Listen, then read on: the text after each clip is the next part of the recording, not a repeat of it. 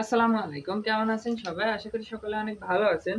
তো আজকের ভিডিওতে ধান গাছের অনেক রোগ হয়, ছত্রাক, ভাইরাস, ব্যাকটেরিয়া ইত্যাদি জীবাণু রোগের কারণগুলো ও নিচের কয়েকটি ক্ষতিকর রোগের কারণ ও লক্ষণ দমন পদ্ধতি সম্পর্কে বর্ণনা করা হলো।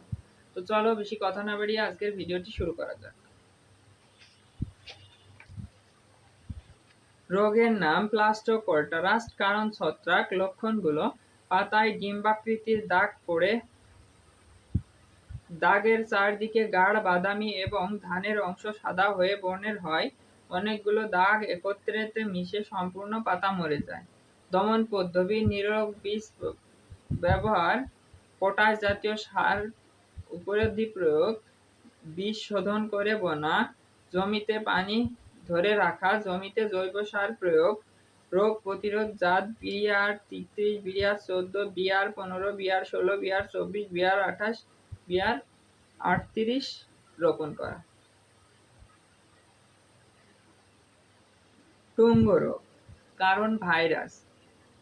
লক্ষণগুলো: চারা রোপণের 1 মাসের মধ্যে টুঙ্গ রোগ দেখা দেয়। আক্রমণের প্রথমে পাতার রং হালকা সবুজ করে আস্তে আস্তে হলদে হয়।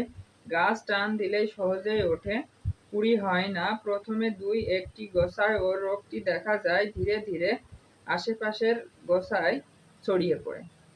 পাতা ফ্লিং ও রোগ ছড়ায়, পাতা ফ্লিং রোগ দমন করে। রোগ প্রতিরোধ পদ্ধতি যেমন Chandrika, Durlav, Trishal, Gazi, BR 16, BR 22, BR 57, BR 39, BR 41, BR 52 চাষ করা হয়।